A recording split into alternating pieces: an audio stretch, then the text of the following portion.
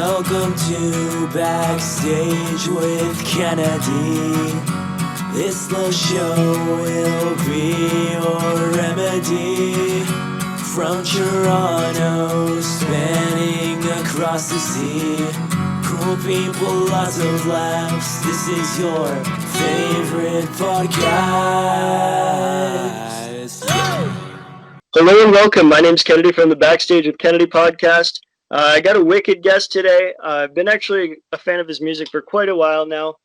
We got some mutual friends through the music scene, and I had a conversation with one of them after a couple drinks, and she said, "You know what? You should get Johnny NoCash on the podcast." So super amped because, yeah, I do listen to his music all the time. So yeah, happy to have him on. How you doing today, man? It's Johnny NoCash. Good day. How are you, Kennedy? I'm doing good, brother. I'm doing good. Just Good. getting by day, making the most out of every day, man. Good. I've been listening to your music, both your solo stuff as well as your stuff with the band, and Yeah. they are slightly different. I know that there is some crossover in songs, so that you've kind of spiced them up a different way for the different band and such. But what was your idea behind that? Because you are the front man in the Celtic Outlaws. So what was your game plan behind that? Was it, hey, I want to have an outlet for more like my folky punk stuff and then more for the other genre, or what was your idea behind it?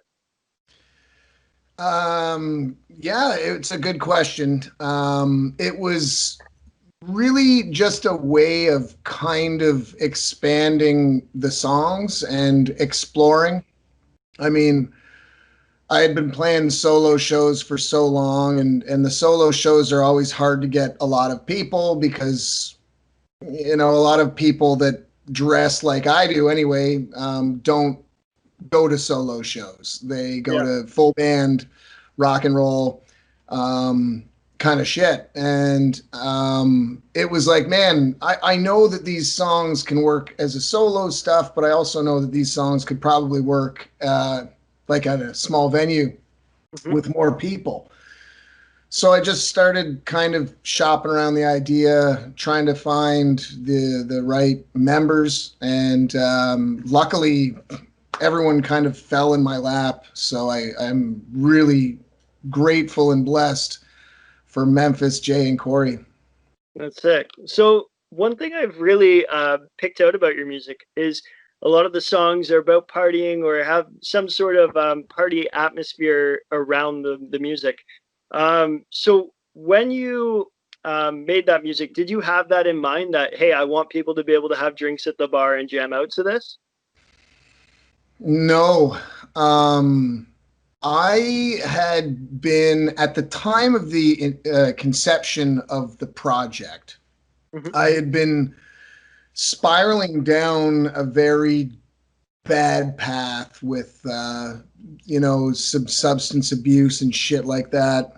And a lot of the songs, if you listen to the solo stuff, there's a lot of really kind of sad songs too. And it's almost kind of the facade of me.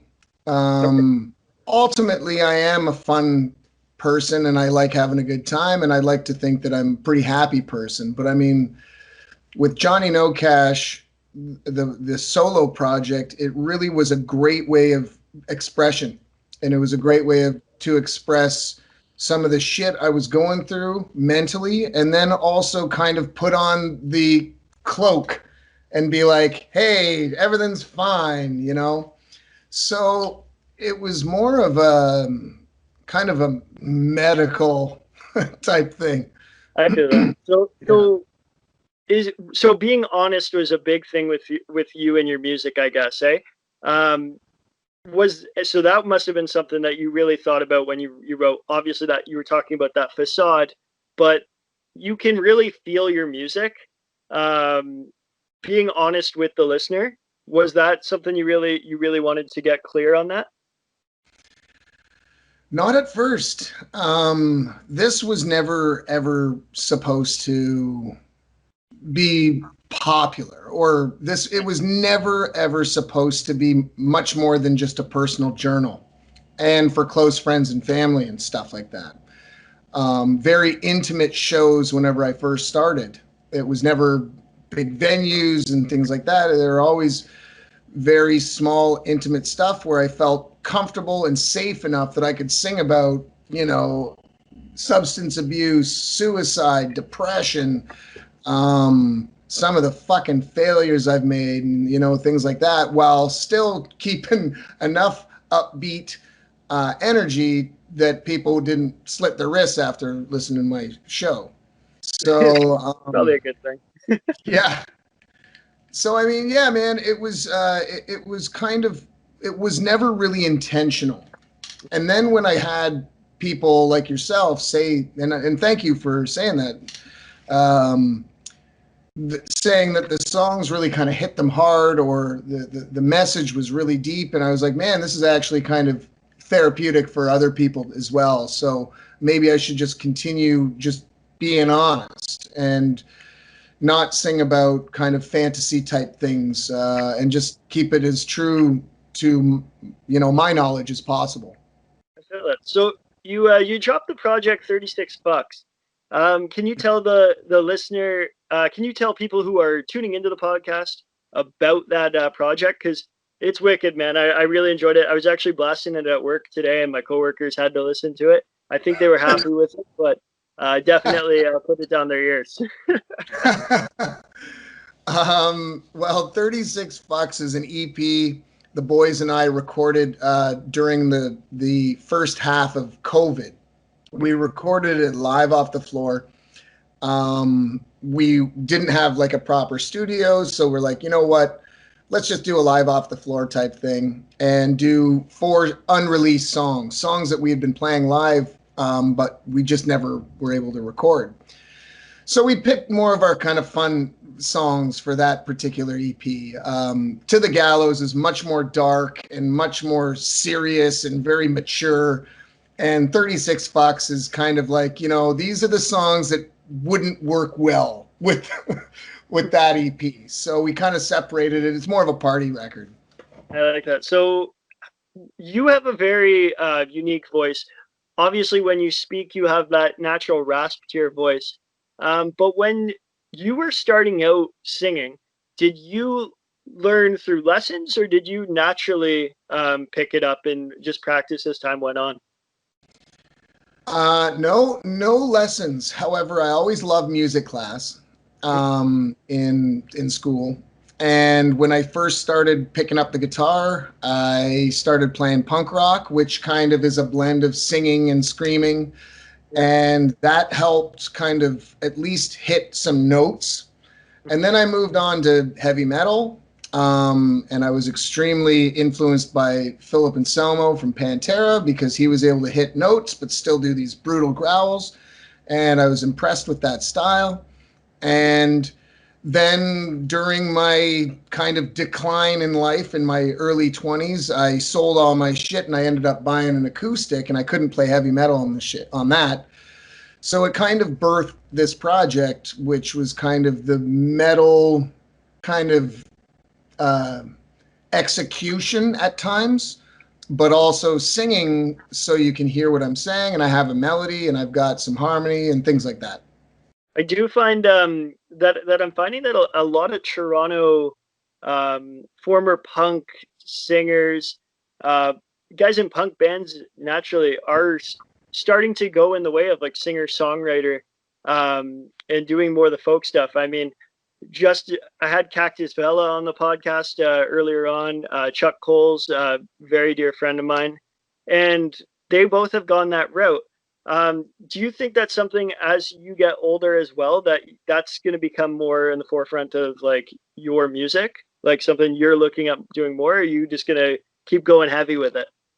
Oh, 1000%. I actually have a big release coming out this year that's going to be solo. Okay. Because during lockdown, I wasn't able to, make music with the boys. So I just focused on my solo shit. just a big ass Johnny NoCash solo record. And I'm really excited for it, man. Like I haven't done a solo record in a long, or anything solo in a long time. And being with the band, it's kind of, made me look at melodies a lot differently. And I'm really excited to show what I've kind of been doing over the last 12 months. That's wicked. I'm excited to hear it. Is there any sort of like release date on that, or is it kind of you're still working with it? I don't know, man. Like to be honest, I want to keep it raw. I don't want to overproduce it. To the Gallows, what we did with the Celtic Outlaws, we did it kind of. We put a good budget into it. Whereas Yeah. with this, I still want quality, but I still want it to be a bit more raw, a little bit more kind of underground.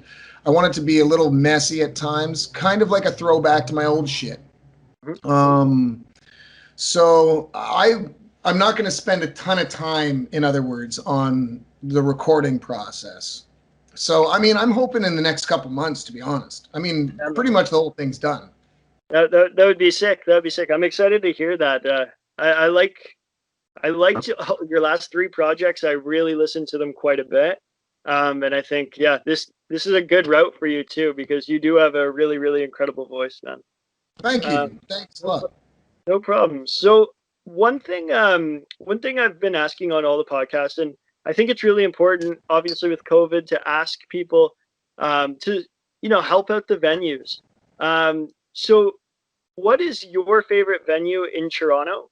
And say, what is a great story, like a tour story or something you have at that venue? Toronto venue. Oh, well, I mean, most of them are closed down. Hmm. Um, I mean, we played a lot of places in Toronto. I would say that probably the venue that has treated me the best has been Cherry Cola's. Hmm. Um, I started there whenever I was solo, and we even did our To the Gallows release party there. So, I mean, they've been good to me for fuck 5 years at least. Um, and as much as it's a bitch of a venue to play in, and it's a little overpriced.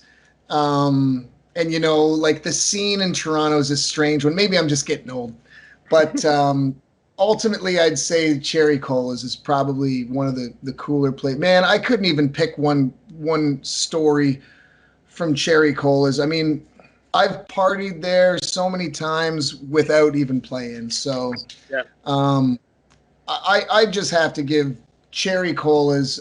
Bovine's always been good to us too. Coalition used to be great. Hard Luck, thank God they haven't shut down. Um, and I mean, it's tough, man. I don't know what the hell's going to happen. So I'd say Cherry Colas though has been the best to us. I feel that. So I was talking to a guy, Alex from the Lexington Cure the other day, on the podcast, and we were talking about, when you have so many great moments within venues, it's so hard to pick a story because yeah, it'll do a disjustice to other stories. And I mean, as musicians in general, you have so many great moments and so many moments that you cherish out of it. You know what I mean? Yeah, I mean, Toronto's been a funny city for us, and I kind of like the challenge. Hmm. Um, Toronto's kind of like a punk and metal city. It doesn't have any fucking room for country, Yeah. and not even really a big folk scene either. Hmm. I'm a part of a couple folk Facebook groups and country Facebook groups. Nobody's doing shit. But I mean, as far as metal and punk, it's really kind of like it's alive and well. So our project has always kind of we've always had a bit of a tough time in the biggest city in Canada because a lot of people don't know what the fuck to do, whether they should do the do-si do or mosh, right? It's that bridge between genres can be tricky sometimes, right?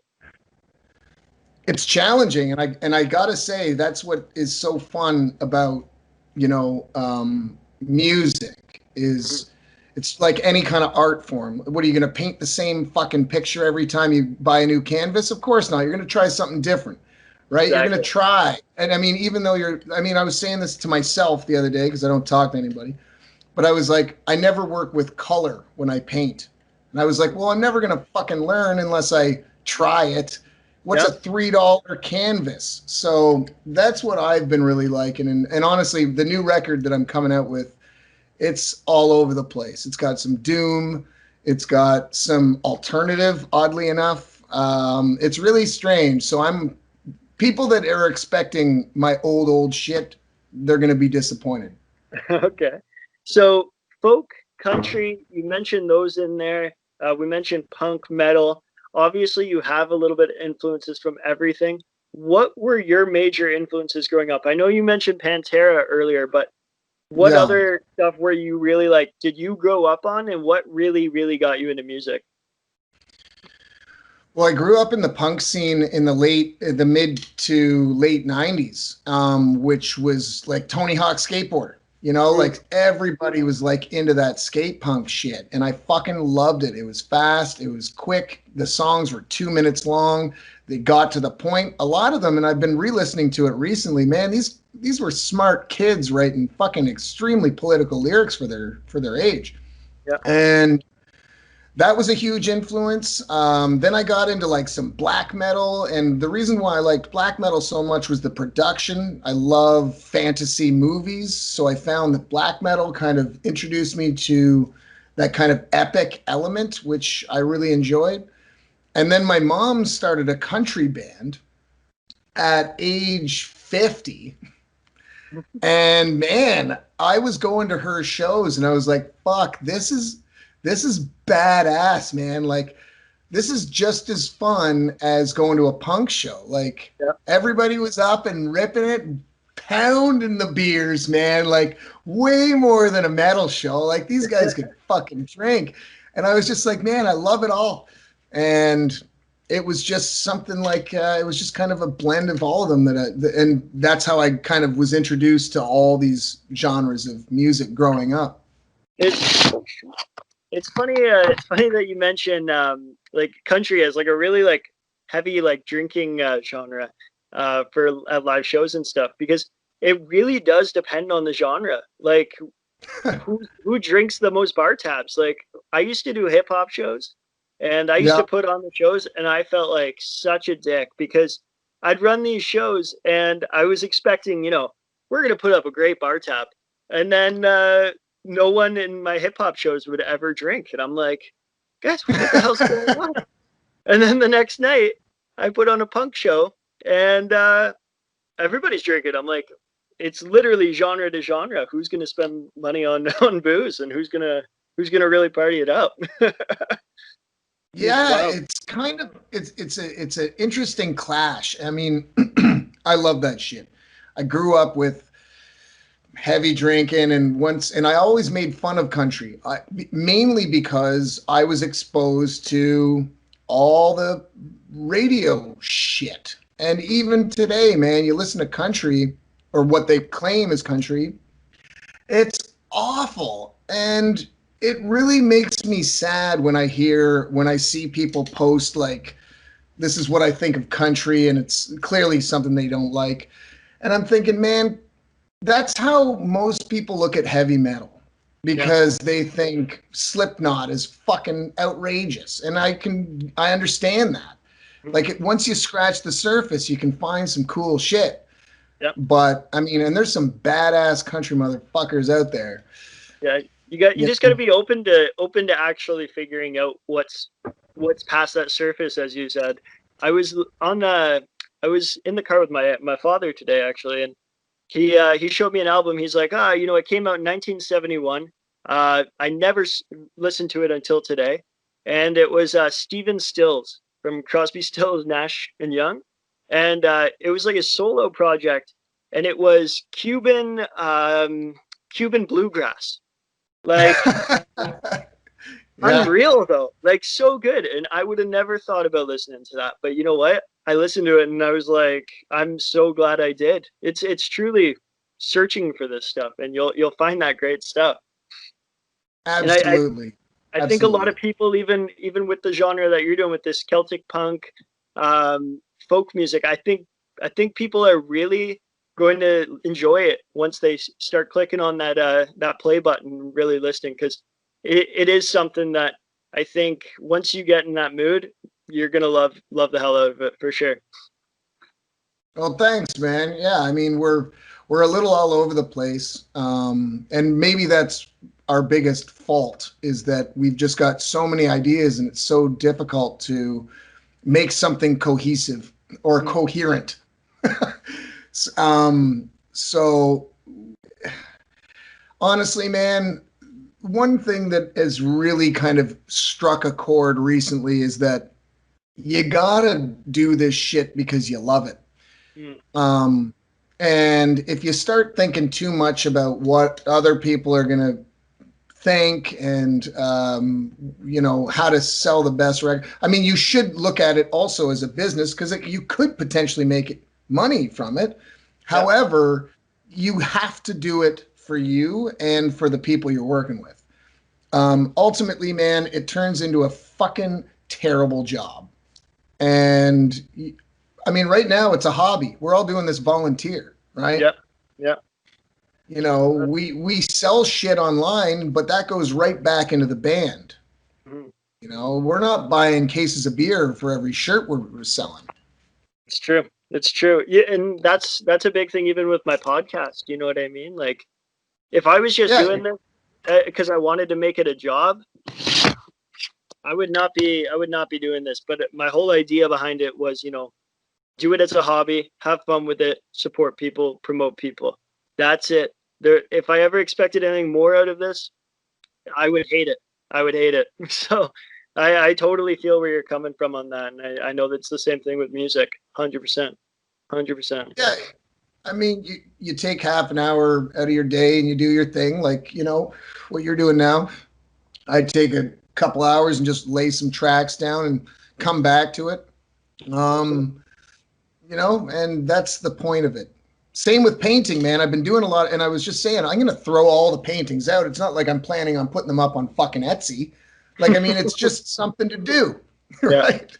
Yeah. So, So, so Johnny, can you let people know where they can find your music, what your social media is, and stuff like that, so that they can take a look if they don't already know your music? yeah, man. Well, I guess the place to find all our music is Bandcamp and Spotify and all that. Bandcamp, if you plan on buying something, we've got a fuck ton of merch on there. Spotify, I mean, we all use it, so Spotify's there. We've got a Facebook page, and my Instagram's Johnny NoCash official. But yeah, like these days we're just, we had a pretty big year for 2020. We released To the Gallows music video in February. Then we released um, Burned Alive in October. Oh, then we released The Hex in July, Burned Alive in October, and then 36 Fucks in December. So we've got a lot of catching up to do for this year. Absolutely. Well, man, I'm excited to hear what's coming, and I hope people do go check out your music because yeah, it fucking rocks, dude. It fucking rocks. Um, Johnny, I Cheers. appreciate I appreciate you coming on the podcast, man. Gonna roll the hot stuff, hot sauce promo at the end, man, and I hope you have yourself a good one. You stay safe out there, and hopefully we can have a beer or just even hang out when the world opens up again. All right, man. That sounds good. You take care, Kennedy. Take care, brother. Easy. Cheers.